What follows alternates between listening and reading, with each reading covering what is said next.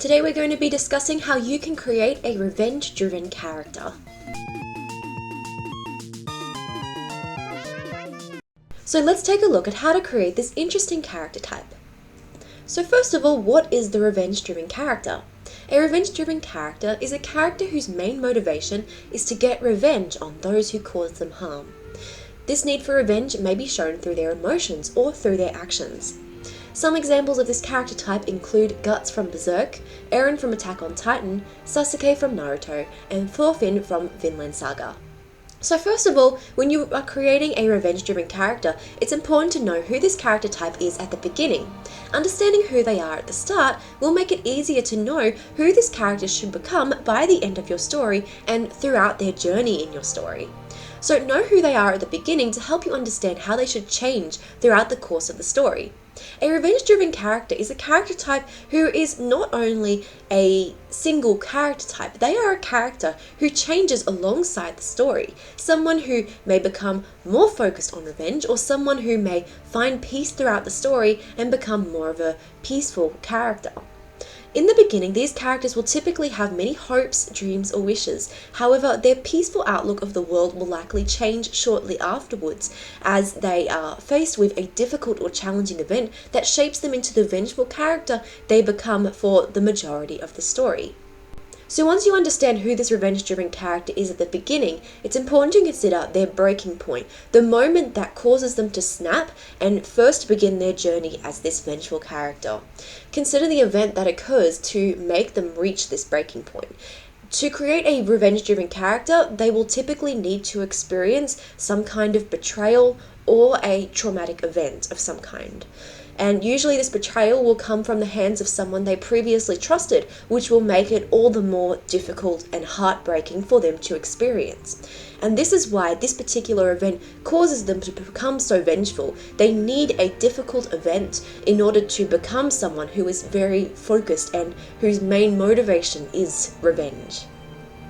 So when you are creating a revenge-driven character, one thing that's very helpful is focusing on the 5 stages of grief. And understanding the 5 stages of grief can really help you to write this character and consider their journey as a character, how they would develop from this beginning point, to becoming someone whose main motivation is revenge. So we will look at these 5 stages of grief together and discuss how these 5 stages of grief would apply when you are creating a revenge-driven character. So the first stage of grief is denial. Once your character has witnessed this betrayal or traumatic event that causes them to reach a breaking point, their first stage in character development is denial. At this moment in the story, their hopes, dreams, and beliefs have all been shattered and they've been left in a state of loss. They will at first try to deny the fact that they have been betrayed or felt betrayed, but the evidence will be clear and there will be nothing else for them to see. And I've included this particular example here from Tokyo Ghoul, where Kaneki has first woken up and he's realized that he is now part ghoul. And so that is also a stage of denial. When he was in that stage in the show, he was eating lots of food and trying to rationalize with himself that he is still human, but it is clear for him to see in the mirror that he is not the person who he was before. So that is the first stage of grief, it's denial. So let's look at the second stage of grief for this character type. The second stage of grief is anger.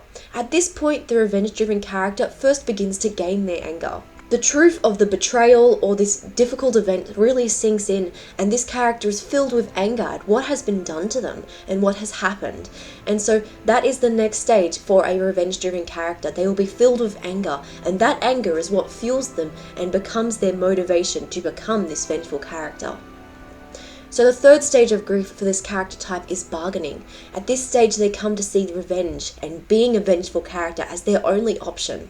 The bargaining comes from them mostly bargaining with themselves. They're not bargaining with anyone else, but they're trying to negotiate with themselves, wondering if this is the only option they have. But for a revenge-driven character, they come to believe that it is the only option for them, that revenge will be the thing that will bring them peace or make them feel calm. They don't want to take revenge, but they come to believe that it is the only thing they can do as this vengeful character type. Now, minor spoilers for Dororo here, but in this particular example we have Hyakimaru, and in this scene, He has lost the person who he really cares about, and he believed that this person would really help him through his difficult circumstances. And now this person is gone, and he's sort of bargaining. He's bargaining, trying to get this person back. And so that is a moment where Hyakimaru snaps as well, because this previously peaceful and kind character then lashes out at the people around him.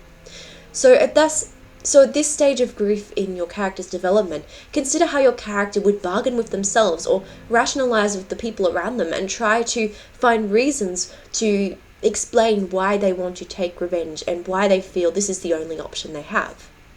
Now, the fourth stage of grief is depression, and at this stage of the character's development, they believe that taking revenge is the only way that this character can move forward. Yet, as they make the choice, there is the despair that they cannot go back to being the hopeful, dream-filled person that they were at the beginning. So this is where you have taken your character development. So from the very beginning, when they were at the start, they are usually someone who is filled with lots of hopes and dreams and wishes. But by this point, they're sort of reflecting on who they were before and realizing that they cannot go back to being that person who they were. And that can cause a lot of despair, making them consider the path they have chosen and making them consider if this is really the right path for them.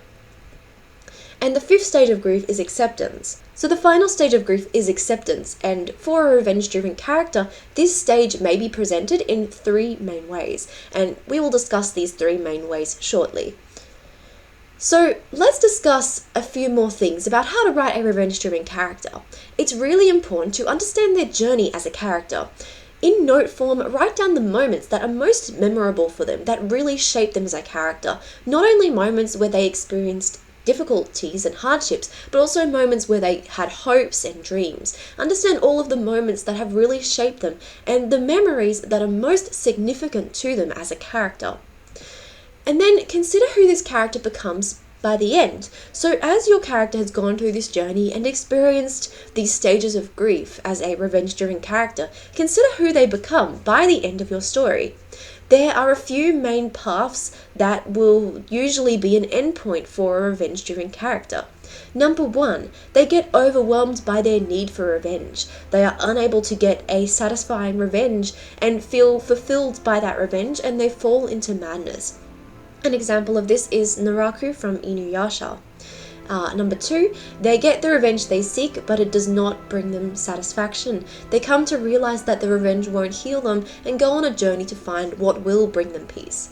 An example of that is Hyakimaru from Dororo. And number 3, they find the peace they need throughout the story from the characters around them, and by the end, they no longer feel the need to take revenge.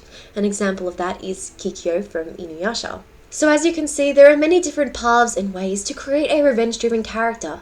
They will usually be someone who is very hopeful, and then someone who has been deceived by the world, someone who feels like they have been betrayed by the people they trusted the most. And that is what really shapes this character the most. So you need to get to the core at how your character feels and understand their feelings and emotions towards the world.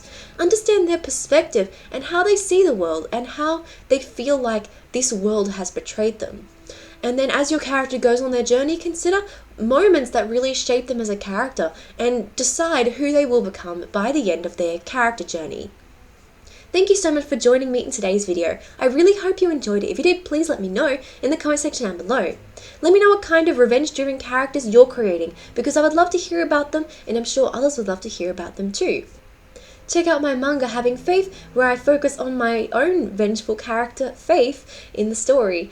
The story revolves around Willow, who quickly realizes that sometimes imaginary friends don't want to be imaginary. Check out my book on online bookstores, ebook retailers, and also libraries. Thank you for watching again, and I will see you in the next video. Bye!